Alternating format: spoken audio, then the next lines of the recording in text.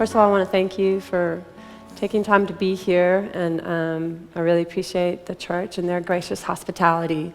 It's been a really nice experience.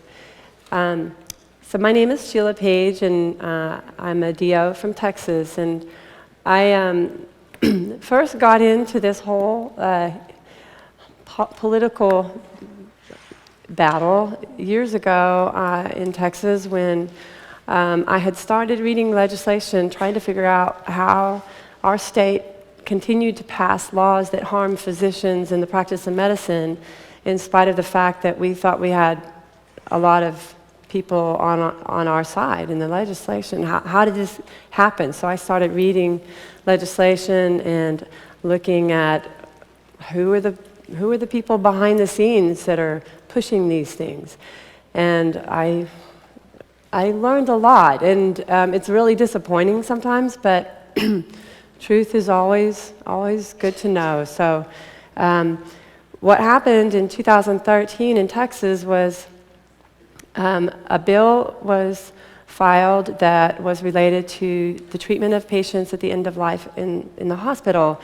And it especially had a specific outline on how DNRs were to be assigned and whether or not treatment was be given or withheld. And it came to my attention because the Medical Association was pushing it and sending out this email blast, we got to pass this bill, we got to pass this bill. And then I started seeing that there was a battle between the pro-life groups in the state. And that bothered me because, first of all, I didn't really have any association with any pro-life groups at that time. I was just on the medical side. Yes, I was pro-life, but I didn't really, honestly, it was kind of like I was shy of being one of them because, they get a bad rap sometimes. So I noticed, though, that people who ought to be unified and ought to be believing in the same things and supporting the same things were starting to sling a little mud at each other. And that bothered me a lot. So I studied the bill, and I worked really hard on it, and I asked lots of questions from a lot of professionals, and ended up going down and testifying. And what happened there was even more surprising to me. It really was a wake-up call. About 75 people came from all over the state to testify, so the hearing went until like 3 a.m. And people had come there to testify on both sides of the bill, either for or against. And there was a theme that was repeated over and over again, no matter what side they were on. Everybody was afraid that their physician in the hospital was going to kill them or their loved one when they were sick, or withdraw treatment and end their life early. And I thought that should be taken very seriously by the medical profession, that now we have a broken trust with our patients, that so many people would come, no matter what they thought about the bill, they all were thinking the same thing. If we don't do something, we're going to have our lives shortened by our doctors in the hospitals. So I'm going to try to explain to you some of the things that were in this bill and how it applies to the practice of medicine. And so I need to give you a little bit of background on the changing culture in medicine so that you have a better understanding of how some of these things could take place, even if it seems like it couldn't, because many people come still from smaller hospitals where the physicians are in charge of the medical care, and by and large, most physicians practice ethically, okay? But there are other forces now that play into the medical decision-making, and it changes how a physician thinks. So the first thing you need to know is your enemy, and as we've talked about in this conference, the enemy is that we struggle against is not flesh and blood, but spiritual forces of darkness. And we know that the battle begins and ends in prayer. And that's really a hard thing to keep in mind when you've got people like this surrounding you. And These ladies were part of a huge mob that took over the Capitol grounds in Austin when we had a pro-life rally. And they were organized, they were persistent, relentless, and they were not playing nice. And their intention was to remove us, about 3,000 people, from the ground we were standing on. And they did. They did it very methodically and effectively. And that's why I say when you're dealing with an enemy that has every intention to go to battle with you, and they're organized, and they're going to move you off whatever ground you're standing on. And we peacefully let them do that because we weren't going to respond in kind. This is a quote that I really like. It was Elizabeth Charles, and she was commenting on Martin Luther's confrontation of the key issues of his day.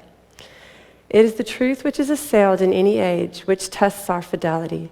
If I profess with the loudest voice in the clearest exposition every portion of the truth of God except precisely that little point which the world and the devil are at that moment attacking, I am not confessing Christ, however boldly I may be professing Christianity. Where the battle rages, the loyalty of the soldier is proved, and to be steady on all the battlefield besides is mere flight and disgrace to him if he flinches at that one point.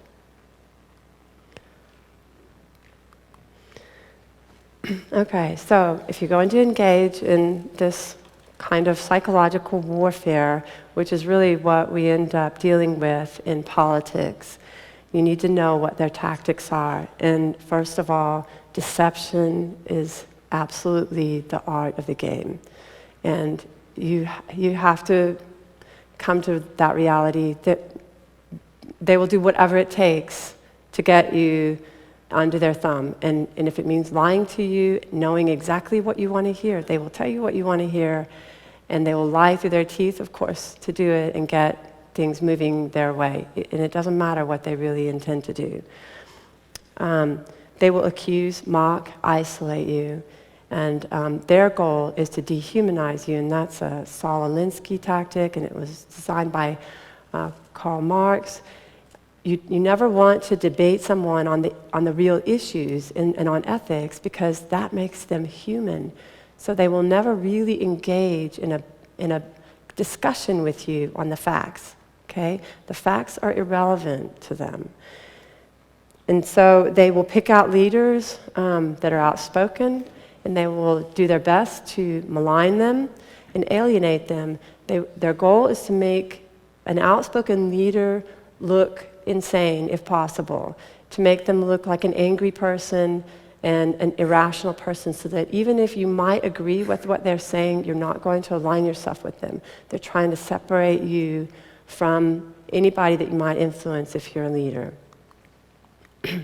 Again, facts are not important. They will stage participation, pretend to let you be involved and have discussions, but really they're gathering information and they're trying to figure out who they need to get isolated that's not on their side. They throw bones. Their favorite tool in politics is distraction. They're going to always make sure that you're running the other direction after some little easy thing that they threw at you so that they can do the real dirty work on the side. And then they use repetition of catchphrases over and over and over again so that it becomes reality to you because you've heard it so many times. And the one that I hear all the time now, and I hear repeated by everybody that pertains to this talk, is a complaint about how much money we spend on the end of a person's life. How many of you have heard that? What does that mean? We're complaining about how much money that we're spending on people when they're very, very sick. And the implication is, of course, oh, we're wasting so much money, we're trying too hard, we're doing ridiculous, futile treatments on patients that are dying. And that's not really true. You need to think about that, because our best efforts are made when we're trying to save life, and sometimes we fail. And so we may have spent a lot of money on a patient at the end of their life. So I want to kind of show you some of the messaging that was coming out from all the pro-life groups in relation to this bill that was filed and that everybody was fighting about. And by the way, it had passed the Senate and it was held up in the House. And that was the point of the battle, was that committee hearing in the House.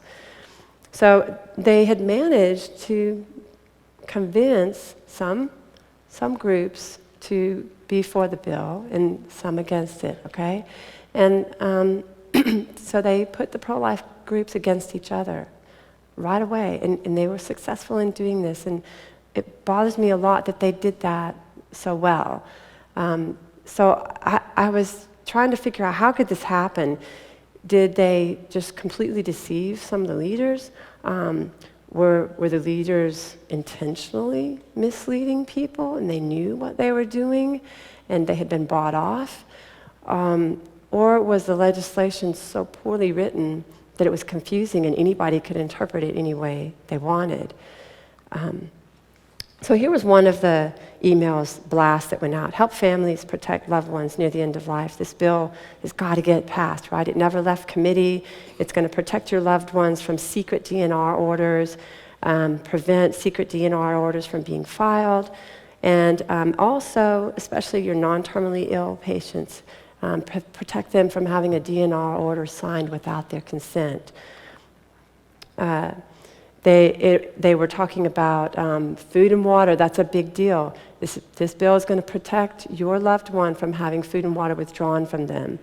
And it requires doctors to treat all patients equally. That always sounds good, right? And preserve conscience protections so that physicians are not required to provide futile or harmful procedures indefinitely. I think that's an interesting statement, and that will play out in this bill. So here's another one, another group. Don't let the Senate expand the Texas Death Panel Act. Emergency. The Texas Senate's about to expand the Texas Death Panels Act. So as you can see, there's a lot of emotion being kicked up here. Long on process, short on patient protections, unjust seizure of patient autonomy. This bill gives physicians and hospitals the power to dehydrate a patient to death based on subjective value judgments. One of the groups started putting out emails saying, we've got a coalition, we've got all these big players involved, they're behind the bill. And they used names, high-ranking church officials. They called them by name, they said they sent a letter, and they're accusing one group of providing misleading information. So just based on all of that, how could anybody really know what side to be on? It really is who's got your ear. And that's what happened. And it's really important. This was an email that was sent out by the Medical Association saying patients and families have autonomy, and of course they're talking to physicians, but they don't have an unlimited right to require the physician to do anything the patient or family requests. So they're supporting the bill and trying to push it on this from that light. And there's truth in that, right? Sometimes patients may want something that a physician knows is not in their best interest. Well, when that happens, traditionally, we as physicians, we talk to our patients. We explain things to them. We talk to the family. There's a discussion. There's interaction. And hopefully, you know your physician at this point. And one of the biggest problems that we have now in healthcare is that separation of the family physician from the hospital practice, and the physician that that knows you the best is not always the one there in the hospital anymore. They hire hospitalists and palliative care doctors who really only see a snapshot of that patient. They don't know what you looked like yesterday. They see you sick and looking really bad, sometimes dying for that day. They don't know you, and they don't have the whole picture that your family doctor would have. And that puts you in a difficult situation. So again, you may be in a smaller hospital, smaller community, you may not be experiencing this, but in the bigger hospitals in the big cities where they have tons of Medicare, Medicaid patients, and they're just trying to move people through and open up hospital beds for the next patient, this is a problem. So who should have the final say? Is it the patient's autonomy or the physician who says he knows best? And there are physicians that I have heard say, we know best, we're the ones that should say whether or not you should receive treatment. I think that's kind of hard to hear from a physician. I would much rather a physician have a discussion with the family and come to an agreement. And we recognize that there are times when there are families who have unethical goals and they've got a paycheck coming and they're going to try to drag out whatever they can out of, mom or grandma in the hospital, as long as they got one more check coming in the mail. And we've seen it happen. So that's part of the reason you get doctors on this other side. So I was talking about that element of trust, that the trust relationship between the physician and patient is essential. Without it, you really have a lot of potential for problems. And traditionally in the United States, we've always had the advantage of a private physician who knows the patient, and he's really accountable to the patient and nobody else. And they've known that patient for 20 years. And that's the best relationship that you can get. It's the best way to practice medicine, and you get your best outcomes that way. And somewhere in the middle, we now have a corporate practice of medicine that's developing in the United States. And it was always illegal before, but physicians are being hired by hospitals. More and more are leaving private practices because of the financial burdens that are put on them with regulatory demands. And now they have to answer to a boss first. Somebody who's not a physician, who doesn't know the patient, but who's watching the financial status of the hospital or the institution that they're in. And I really think that it's that environment where your physician may be perversely influenced by either financial concerns, because their pay might get docked if they make the wrong decision. Their reputation may be at stake, because if the hospital CEO doesn't like what they did, then they can report them to the medical board, which happens, and then their reputation gets ruined. There's a lot of things that can happen now, so the doctors are under more pressure to do what they're told and not necessarily listen to patients' needs. And this quote down here is from the book Nazi Doctors. I have not read it because it's a really hard book to read from what I understand, but someone sent me this quote and I think it says a lot, because when that trust factor is broken, psychologically speaking, nothing is darker or more menacing or harder to accept. And he's talking about physicians participating in mass murder. And I think that there's validity to that. There is something a little horrifying about someone that you had always trusted to save your life, who now becomes the killer.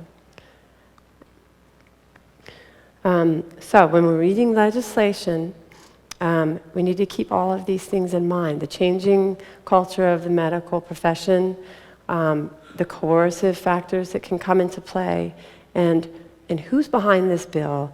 What are their voting habits? Are they bad actors all the time, or are they people that are generally going to be promoting life and the value of life? Remember that once a law is passed, some agency is going to write rules, and that can entirely change everything. It can take a benign-sounding bill and make it horrific. You need to always compare the wording of the bill with the messaging that you're getting. And it can be difficult to read bills because they play a lot of mental games in the writing, and they'll twist things all around, and you have to refer back to previous sections over and over again, and it gets a little crazy. Look for deceptive wording that's intended to put you at ease, because I've seen it multiple times where the wording that you want to see is in there, but it's countered in a few paragraphs behind that.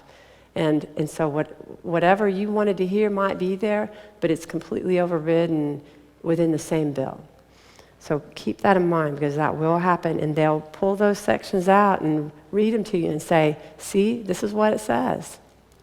But it might not really be what the outcome's going to be. So I'm going to explain real quickly what a DNR is. And in Texas, we have a definition that doesn't apply in the hospital, but it's used in the hospital. And every state probably has a different application of the DNR. So I'm going to go by what we had and what we were looking at when we considered the legislation. So it's an out-of-hospital DNR in Texas. It's legally binding. It directs medical personnel in an out-of-hospital setting to not initiate or continue these treatments: CPR, advanced airway management, artificial ventilation, defibrillation, transcutaneous cardiac pacing, and other. There's your reference back to another section. You got to go back to that other section and figure out what the other is. It does not include authorization to withhold medical interventions or therapies considered necessary to provide comfort care or to alleviate pain or provide water or nutrition. So, in this legislation that was filed, it set up a process of assigning a DNR in the hospital. So the first thing in the procedure was you give the patient a written notice of the hospital's policies. Who reads all of that when they've got pneumonia and they're very, very, very sick, or if they're unconscious? Is the family going to read the policy? I really doubt it. Some people might, but most people are not going to read that. So you got to do it by law. You get the policy. You have no idea what it says. Even if you did read it, you may not understand it. And then it states, this is the next step outlined in the legislation. Before placing the DNR in a patient's medical record, the physician shall inform the patient or make a reasonably diligent effort to do so. What happened there? We went from giving them the policy, and now you're handing them a DNR. So there's a gap here that's filled by some process that's not described. And it could be the electronic medical record that spits out an automatic DNR as one of your default choices based on diagnoses or criteria that are outlined in the medical record. You really don't know what's going on that makes this decision, but I have a feeling that what they were thinking was that as we move to more and more kind of cattle mill type of treatment, there's going to be a process, and somebody's going to come along to every patient and make sure there's a DNR. And it may not be your physician, it may not be the person that knows you the best, okay? But that's going to be a requirement because Medicare requires that, and the hospital gets paid based on what percentage of their patients have a DNR on the chart. And that, of course, would be related to criteria. So the next step was, okay, you get a policy that that allows the notification to the patient to be given verbally. And then the DNR takes immediate effect. So you've been given a DNR, it takes immediate effect. You may or may not be able to interact with the physician at that point, so your family's got to do it. And then the next step is, if you don't like it, you can appeal in writing. So, just this part, it was a 40-page bill. This part right here, I would take that to my patient and say, how do you like this? And nobody liked it. There's something just terribly wrong with all of this. And so, you appeal in writing, you got to go to an ethics committee now, and there's time being wasted. And we're talking about someone who's appealing for their life, and they didn't get a chance. So most physicians are not going to do this to their patients. I really believe that. I really do. But when we start to separate the physician and the patient, and the physician in the hospital does not know you, he's going to be more likely to make a decision, not because he's a bad guy. He didn't know you. And he didn't know you were, square dancing yesterday, and today you look like you're dying. So this is really important, and this is the sticking point where everybody immediately gravitated to. They saw this, they recognized the problems, and that was where the argument was. Now, that's in writing, but people were convinced that this was their protection. And I don't really know how that happened, but I couldn't see that. And so there were pro-life groups that were defending this because they didn't read it. They read the paragraphs that someone gave them saying, this bill is going to do this for you, support this bill. And that's why I think it's so important to read the legislation, as hard as it might be. Then I'm just going to run through a couple of these things. There were some exceptions that were put in there based on reasonable medical judgment. And I want to talk about reasonable medical judgment because that's an important term that I think that we need to consider. So on this exception, if death is imminent based on reasonable medical judgment, then you don't really get your appeal, and they're not going to even talk to you about it. There's no time, is what they're saying. There's no time to contact anybody. Your death is imminent. It's over, and we're not going to deal with the DNR at this point. Somebody's making that decision. It's written into the law that we can make these decisions, and in reality, that might happen ethically. It could happen ethically, but it's when it's not done ethically that it's now allowed in the law. That's why you have to be careful about when things are written into law. There are conditions placed on whether or not you can consult your family doctor or the doctor that knows you the best. Maybe it's your specialist. And the condition placed on that consultation is whether or not he had a conversation with you and documented it in writing about your decision, about what you want to be done at the end of your life. Well, if you're 30 years old and you're unlikely to have had that decision with your doctor, but your doctor's known you for 15 years, and you have an accident, you end up in the hospital, you know, he's cut out of the picture if he didn't have that conversation with you and document it. You see what I'm saying? Sometimes it looks like it might protect you, but in the end, it really unnecessarily carves out of the picture the person that you really want on your side. This is my friend, Beth. Beth was a fighter. She loved life. She had a cancer that was a lung cancer, and it had an unusual presentation. It showed up in her breast first, so there was a little bit of delay in initial treatment.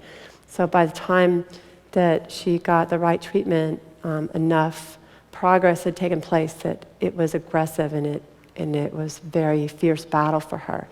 But Beth loved life. She fought every time. She would go into remission, improve, and have a big reduction of tumor, and travel around and see all of her kids and all of her family. And she went to Africa. She was a missionary in Africa, and she would go back. And she just enjoyed every minute of her life, really didn't complain about having trouble breathing or having pain. And when she did, we knew she was in pain. Her oncologist knew her very well. He knew how she responded to treatment, and he knew she loved life, and he did everything possible to help her at the end of her life to continue treatment until it was obvious that there was no more treatment available that was going to help her. It would only harm her. And she was a beautiful picture of a person who fought the good fight. Her care was expensive. Her care was very expensive, and when she would get up in the hospital because the tumors grew, she was very sick looking, and she had that diagnosis, recurrent cancer. And if the doctor didn't know her, if she didn't see the doctor that knew her very well, they would look at her, tumor in her lung, and it's a very bad tumor, and see that she looks very sick at the time, and maybe not treat her, but rather put her on hospice. And there were multiple times when this could have happened, but it was because the doctor who knew her was seeing her that she continued to live as long as she did. So now, reasonable medical judgment. I just want to talk about that a little bit because I think it's so important. reasonable medical judgment varies with the perspective and the training of the physician. What I might look at and think is an impossible case is nothing to an experienced oncologist or an internal medicine doctor who sees that all the time. That makes a huge difference. And so when we end up with a situation where we have people that are running a hospital that aren't your specialists anymore, but they're trained, maybe hospitalists, and I'm not saying anything bad about hospitalists or palliative care, but they're not the oncologists, they're not the cardiologists. They have a different perspective, and they only have that snapshot view of the patient. And in their reasonable medical judgment, they might say that you don't have a hope for life, but if they brought in the specialist, he might say, yes, you do, let's do something. And so we need to be careful about how we understand that term and how we use that term, because it's so variable. And again, most doctors are very ethical and they're not going to make unethical decisions, but as we start getting into more of treatment of the masses and we're in a hurry, we're going to make decisions that we wouldn't before. And there's going to be a lot of pressure on people. So in that bill, they were talking about irreversible non-terminal conditions and what would give you cause to withdraw treatment of that patient. And that might be a Down's patient or someone with diabetes or some other disease that's not terminal, but it's irreversible, or head injury. Okay, and so these are the criteria. Does the treatment threaten the patient's life? Would it exacerbate other medical problems? Would it result in substantial, irremediable physical pain? There's a lot of treatments that we do that for a while are painful. But is that comfort not outweighed by benefit? And would that treatment be medically ineffective in prolonging their life? So let me give you this case. This is a young 26-year-old man. He had a testicular mass that was removed by a urologist who didn't have him follow up with a medical oncologist after that. So what happened was, even though the tumor was removed, it metastasized and got way out of control. So 9 months later, he ends up showing up in the hospital with huge, huge tumors in his lungs that were pushing up on his diaphragm from the abdomen because he had lymphadenopathy there. And the tumors in his lungs were putting pressure on all of his veins in his head, and they were getting distended. And he was in respiratory distress. His kidneys had failed. He had DVTs, thrombosis, blood clots in his legs, both sides, because of all the pressure of the tumors in his abdomen and his chest. He was in septic shock, and his blood pressure was 60/40. He was a dying man. He looked horrible. And that physician that first saw him thought, there's no way this guy's going to live. Absolutely no way he's going to live. But he called the oncologist who came and saw him, and the oncologist came from out of town. It was a smaller hospital. And the oncologist said, look, I think we have a shot. This tumor's treatable. I know it looks bad, but this tumor's treatable. Let's try. So they transferred him to a bigger hospital, and they put him on everything. They did everything for him. So very expensive treatment for a man who really looked like he was dying. And the oncologist told his wife, look, we're going to do everything possible, but he might not make it through the night. This is a very serious case. Well, he recovered. He recovered rapidly and miraculously, really. And he's still alive today. This was 12, 15 years ago. He went on to have children, and he's raised his family. He volunteers in a children's cancer center, and he's living a good life. But it was because one doctor saw hope for life in him. And it could have been just as easy that, another physician had looked at him and said, look, this is the end. So we need to be careful when we put value judgments on people's quality of life, because some people are willing to live with terrible disability, and they're very happy to be alive. And I've seen amazing cases, especially cancer ones, where people they can't swallow. They're carried around on a stretcher just about, but they're living their life. And if you ask them how they're doing, they're great. They're alive. And a lot of people would say, no way, I don't want to live like that. And don't do that to me. And that's fine. But that's a personal decision. You don't know how you're going to feel if that ever was your situation, and neither do I. And we have to be careful about placing those value judgments on people's quality. This is Peter Helms. This is the young man standing there next to his sister and with his family here. His father's a pastor, and his wife's and his mother is a good friend of mine. Peter, at 18 years old, was a basketball player. He played Rachmaninoff. He was a brilliant young man and very philosophical. People loved Peter, and Peter impressed all of his teachers. They wrote glowing letters about him when he was applying for scholarships for college. He got a full paid scholarship to the college of his choice, and he was just an outstanding young man, the pride of his family. And right after he graduated, he was in a car accident. He was hit broadside by another car that ran a stop sign. It caused a head injury that was a terrible head injury, and really the whole right side of his brain was damaged badly. It was badly damaged. But because of his age and his health, and everybody that was caring for him believed that there was a chance for his recovery, and they worked really hard to do it.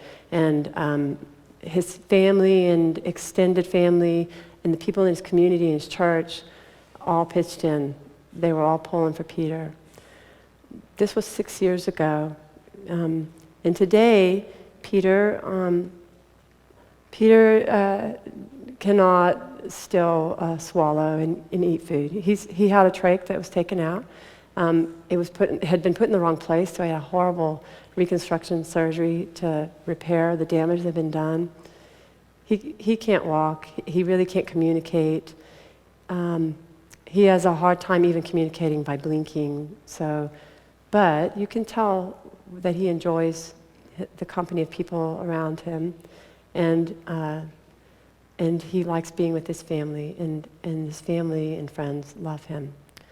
But if he were to become sick again with a pneumonia or something, and he ended up in the hospital, they would consider that a non-terminal illness, right? Irreversible illness.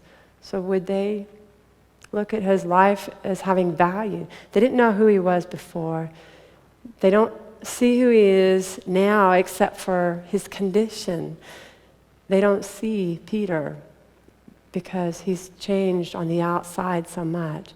And so he would be someone that the medical profession might consider not worth saving. And that's a horrible thing to say, but that's what we're talking about when we say, why are we spending all this money on the end of someone's life? And I want to read you something that his mother wrote, because I thought it said a lot. She was talking about how when people would see Peter after his illness, after his injury, and the prolonged recovery, never really fully recovered the way we all hoped, they would say, well, that's not Peter. And she said, well, yeah, it is Peter. But it was hard on people, and I get it, it's hard on us to see someone taken away from us like that. And she was saying, well, our cultural worldview has us focusing on the brain as the person.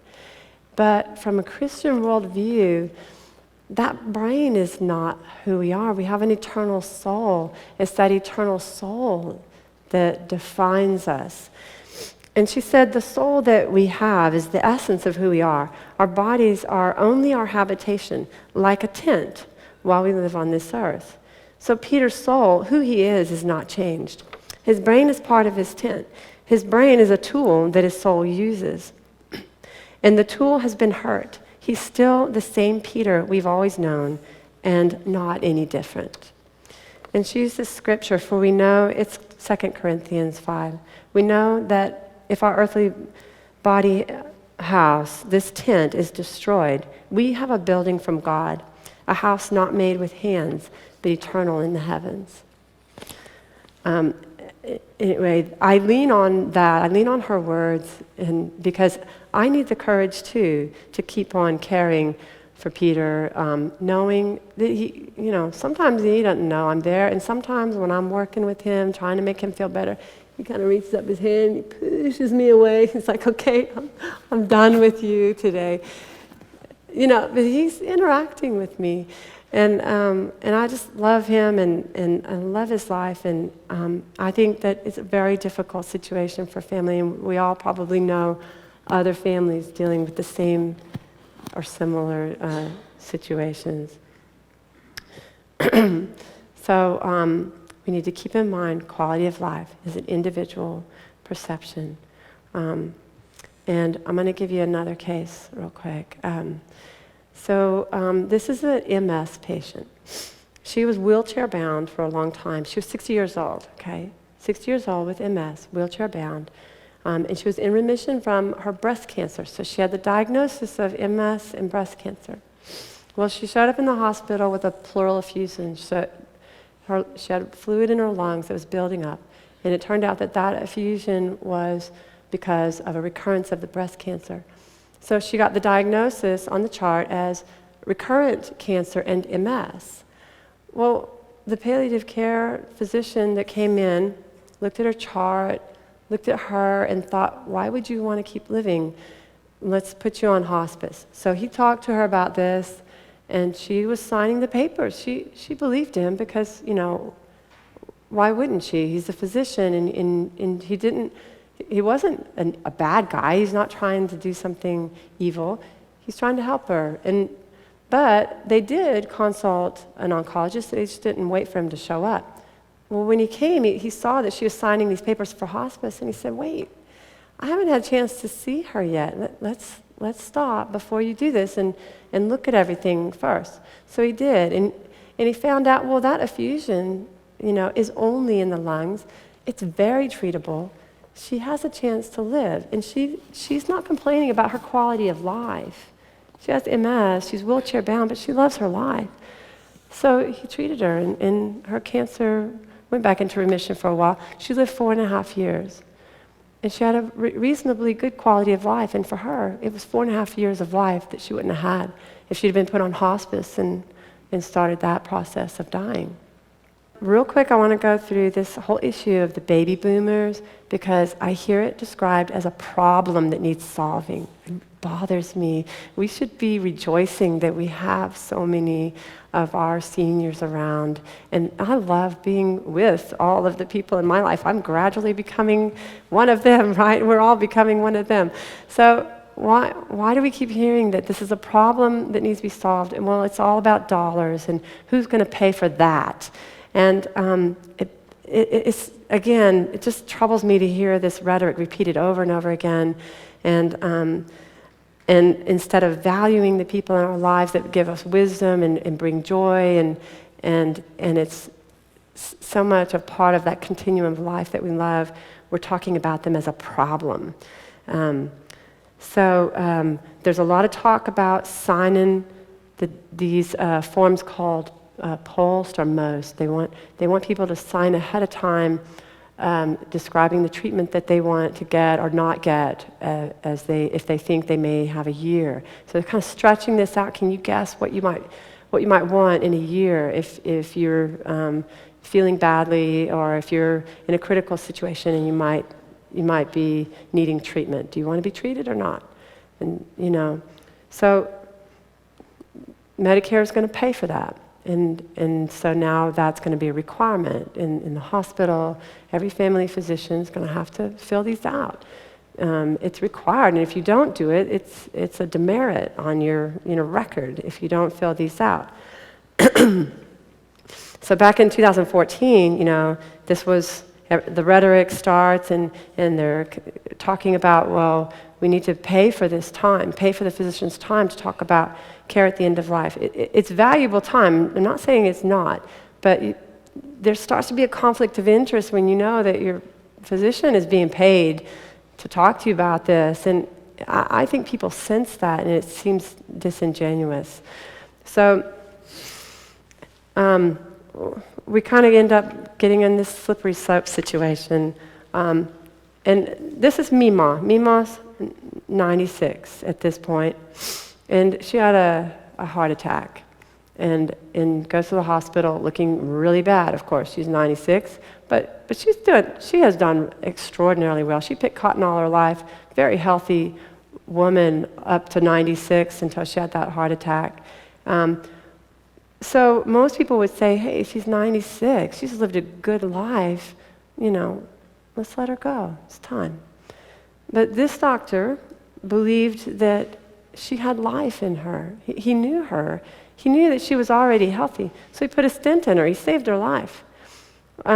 So she goes to rehab. She recovers very well. She sees her granddaughter married. She gets to see grandbabies, great-grandbabies. She lived to be 100. She got to celebrate her 100th birthday, and she died a few months later because one physician saw value in her and believed that it was worth saving her life.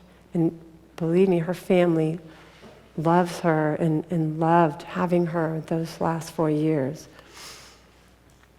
So if someone had given her a piece of paper at 95 and asked her, if you have a heart attack, do you want us to save your life? What do you think she would have said? So we need to think about these things. I think it's very important. Now we talk about rational suicide. I mean, you guys have heard some of these things about physician-assisted suicide. We're really starting to go down a direction where even in the medical journals, they're saying, look, the whole idea of physician-assisted suicide is just going to be standard of care. It's inevitable. And he writes that, inevitable. That's a slippery slope, right? We can't get off it. The medical profession is telling us we're going there, it's going to happen. You just might as well get used to it. So let me just close. C.S. Lewis, of all tyrannies, the tyranny exercised for the good of its victims is the most oppressive. And Ravi Zacharias said, if the murder of innocence is wrong, it's wrong not because science tells us it's wrong, because science can't tell us that that's wrong. It's wrong because every life has intrinsic worth, and we need to remember that.